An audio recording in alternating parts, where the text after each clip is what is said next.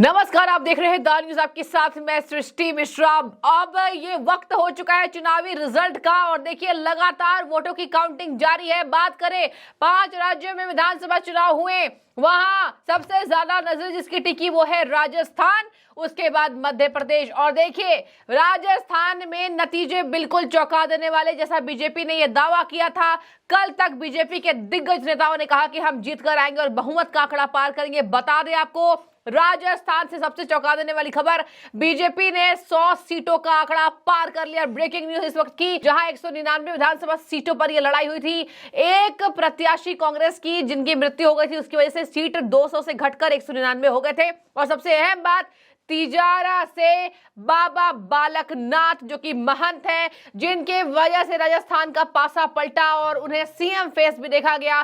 तिजारा से कांग्रेस के प्रत्याशी इमरान खान को हराकर यहां बाबा बालक नाथ आगे बढ़ते दिखाई दे रहे हैं। और ये खबर है राजस्थान से। रुझान आ गए हैं सामने, रुझान अब धीरे धीरे और आगे बढ़ेंगे। और यहां पर कांग्रेस पार्टी के सीट की बात करें तो कांग्रेस पार्टी को अभी राजस्थान में, जो कि गढ़ बताया जाता है, केवल 83 सीटें मिलती दिखाई दे रही है। दर्शकों, आपको मैं ये भी बता दूं, एक यही खबर नहीं है, दूसरी खबर ये सामने आ रही है कि टोंक विधानसभा सीट से, जो कि बेहद अच्छे नेता है, देखिए बीजेपी के नेता भी कहते हैं कि सचिन पायलट अच्छे नेता है, सचिन पायलट पीछे चल रहे हैं। और ये कांग्रेस के लिए बुरी खबर है, ये गुर्जरों के लिए बुरी खबर है, क्योंकि गुर्जर समाज ने कहीं ना कहीं सचिन पायलट को आगे करता देखना चाहा। और यही वजह है कि इस बार गुर्जर समाज ने राजस्थान में बीजेपी को वोट दिया। 18 में हमने देखा राजस्थान में बीजेपी हारी थी और गुर्जरों का एक बहुत बड़ा तबका कांग्रेस को वोट दिया था ताकि सचिन पायलट को मुख्यमंत्री वो बनता देखे, बट ऐसा नहीं हुआ। और अब टोंक से सचिन पायलट जी पीछे चल रहे हैं। बहुत बुरी खबर ये कांग्रेस पार्टी के लिए। एक और झटका कांग्रेस पार्टी के लिए मध्य प्रदेश की रुझानों को भी मैं आपको बताना चाहूंगी। छिंदवाड़ा से आज तक कमलनाथ जी नहीं हारे हैं। यहां पर इतिहास गवाह है, जिस तरीके से वो लगातार, बता दें आपको कि वो लगातार इसमें जीतते आए हैं। और आज कांग्रेस पार्टी के कमलनाथ जी, जो कि कांग्रेस के दिग्गज नेता है, छिंदवाड़ा में पीछे चल रहे हैं। और ये कांग्रेस के लिए सबसे खतरनाक खबर सामने हो सकती है, क्योंकि मध्य प्रदेश के रुझानों में भारतीय जनता पार्टी अभी आगे चल रही है। बता रहे 127 सीटें का आंकड़ा बीजेपी ने मध्य प्रदेश में अब तक पार कर लिया। तो ये रुझान सामने आ रहे हैं। हालांकि रुझान भी ऊपर नीचे हो जाते हैं क्योंकि वोटों की काउंटिंग लगातार जारी रहती है, लेकिन देखिए एक एक सीट का आंकड़ा ये आता दिखाई दे रहा है। बता दें आपको, फिलहाल अगर हम बात करें आज तक की, तो आज तक भी ये कह रहा है कि बीजेपी 128 सीटों पर मध्य प्रदेश में और कांग्रेस पार्टी 99। बात की जाए 13 सीटों का लॉस यहां कांग्रेस पार्टी को हो रही है। और यहां मध्य प्रदेश में 19 सीटों पर फायदा भारतीय जनता पार्टी को हो रहा है। हमें पूरा यकीन है कि 3 राज्यों में हमारी सरकार बन रही है और हम बहुत ही अच्छी बढ़त देखेंगे। एक बड़े फोर्स के तौर पर तेलंगाना में भारतीय जनता पार्टी उभरेगी। लेकिन जहां तक बात है राजस्थान की, मध्य प्रदेश की और छत्तीसगढ़ की, हमें लगता है हमारा प्रदर्शन बहुत ही शानदार रहेगा और बहुत ही अच्छी और स्पष्ट जीत भारतीय जनता पार्टी की होगी। कमल ही खिलेगा वहां पे इन तीनों राज्यों में। अरे अशोक गहलोत जी ने तो पहले ही हाथ डाल दिए हैं, उन्होंने हाथ खड़े कर दिए हैं और कह रहे हैं साफ तौर से कि भाई हम तो हारने की कगार पर हैं। और वो कह रहे हैं कि देखिए धर्म का कार्ड अगर खेला नहीं होगा तब हम जीतेंगे। यानी कि कहीं ना कहीं वो मान रहे हैं कि उनकी हार। धोखेबाजी की बात अगर कांग्रेस पार्टी करे तो थोड़ी हंसी आती है, लेकिन आप सोचिए जरा, 18 साल बाद भी जो शानदार प्रदर्शन रहा है भारतीय जनता पार्टी का, जिस तरह की मेहनत की है शिवराज जी ने घर घर जाकर, और जिस तरह का विश्वास है लोगों को उनके नेतृत्व में, और जिस तरह का काम हुआ है, पूरे मध्य प्रदेश की जो शक्ल और सूरत बदली है, तस्वीर बदल गई है वहां पे। जाहिर सी बात है लोग फिर से विकास को, शिवराज जी को, भारतीय जनता पार्टी के काम को एक बार फिर से मोहर लगाएंगे। इस बात का मुझे पूरा यकीन है। देखिए बहुत ही अफसोस की बात है कि उन्होंने बहुत जल्दी से ही ढोल बजाने शुरू कर दिए हैं। अभी थोड़ा इंतजार करना चाहिए और सबको इंतजार करना चाहिए। जो भी हार होगी, जो भी जिसकी जीत होगी, हम उसको मुकाबला करेंगे और उसको हम समझेंगे। लेकिन पहले ही से ढोल बजाना शुरू कर देना और नगाड़े लेकर नाचना शुरू करना, मुझे लगता है थोड़ी जल्दबाजी है। Thank you. इधर राजस्थान आ जाइए, 199 सीटों के आंकड़े में भारतीय जनता पार्टी ने 100 का आंकड़ा अभी अभी पार किया। 100 के आंकड़े पर बीजेपी आगे चल रही है। तो जैसा हमने देखा किस तरीके से ये विधानसभा चुनाव को दिलचस्प बनाया गया, किस तरीके से ये विधानसभा चुनाव में रुझान सामने आ चुके हैं, और मैंने आपसे बार बार कहा था कि हमें रिजल्ट का इंतजार करना पड़ेगा।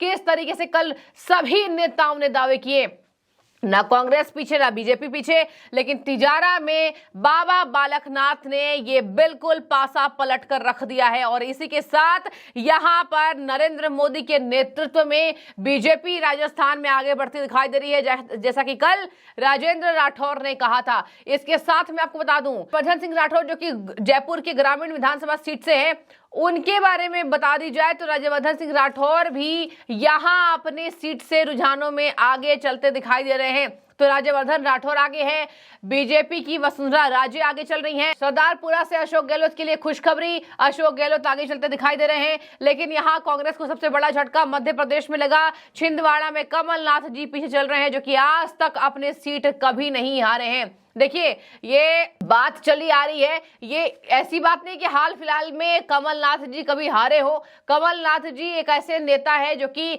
बहुत बड़ा चेहरा कांग्रेस पार्टी का, और देखिए वो तब से राजनीति में है, और आज अगर उनकी सीट से वो पीछे हैं तो ये दिखा रहा है कि वाकई मध्य प्रदेश में कुछ ऐसा हुआ है कि बीजेपी का परफॉर्मेंस अभी और अच्छा होता दिखाई दे रहा है। लेकिन आपको बता दें कि यहाँ पर लगातार रुझानों में सीटों का आंकड़ा ऊपर नीचे भी होता हमें दिखाई देता है। सटीक अभी हम रुझानों में नहीं बता सकते हैं, लेकिन जिस तरीके से अभी एक एक सीट के रुझान सामने आ रहे हैं, ये वही दिख रहा है कि दोनों राज्यों में बीजेपी आगे चलती दिखाई दे रही है। बता दें आपको, तेलंगाना में कांग्रेस पार्टी को यहां अच्छे खासे सीट मिलते दिखाई दे रहे हैं। और इसी के साथ यहां पर बात की जाए तो बाबा बालकनाथ ने जैसा वादा किया था कि जिस तरीके से हम यहां प्रधानमंत्री के नेतृत्व में हैं, कल भी मैंने आपको बताया था कि बाबा बालकनाथ के क्या बयान सामने आए थे।